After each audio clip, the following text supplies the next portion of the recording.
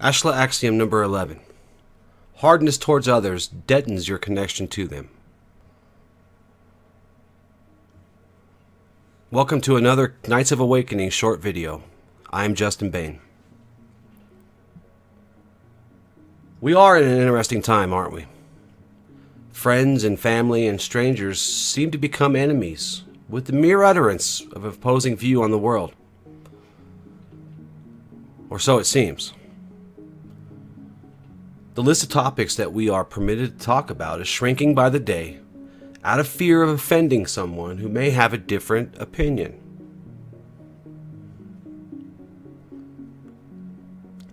I remember growing up, for me, it was never like this.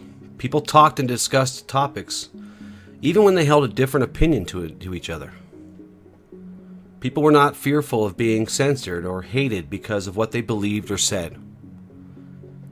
People could discuss politics and religion and social issues, for example, without being branded a traitor or a racist, or worse, out of fear for losing someone in their life that they loved and respected. People seemed more willing to take the high road and just agree to disagree. Life went on, people still respected each other. People still loved each other. People seemed more willing to see a person for more than just the opinions that they held. People seemed more willing to look past a person's perceived flaws and instead look for the good within each person. I can only speak from my personal experience here, but it really was that way.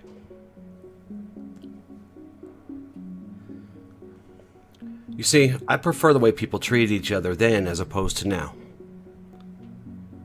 I don't like the fact that people are censored. I don't like the fact that people are shunned.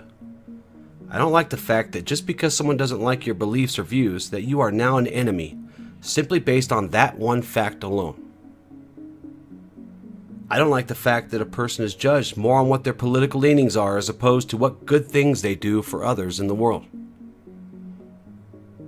I don't like the fact that it's become an all or nothing world.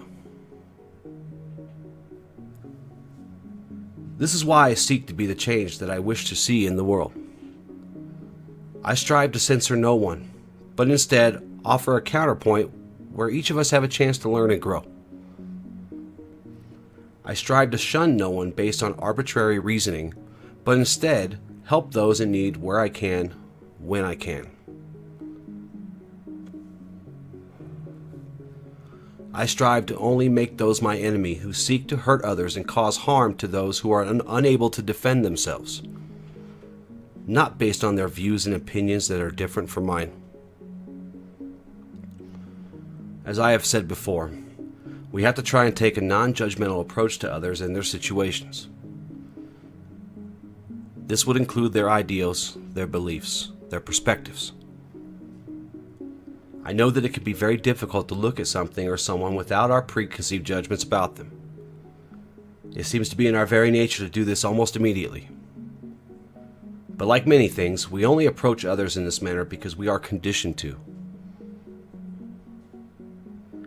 You don't have to hate someone or make them your enemy because of what they believe. It is a choice, after all. This brings me to an example of emotional control over oneself in relation to this topic. This is something I shared with someone in the comments some time ago. Emotional control is someone who can look at another point of view without getting all worked up over it. Someone who doesn't need others to protect their feelings when they see or hear something that bothers them. Someone who has enough emotional maturity to accept the fact that someone has a different opinion than you. Having enough spiritual maturity to understand that growth can take place when you are offered a different opinion or a different perspective.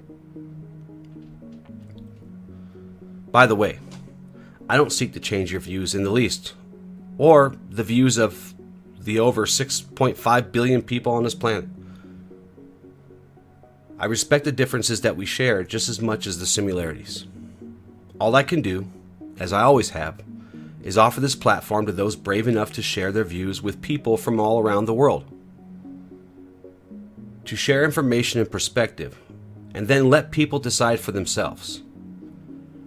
I have faith in those listening to this to be able to make up their own minds.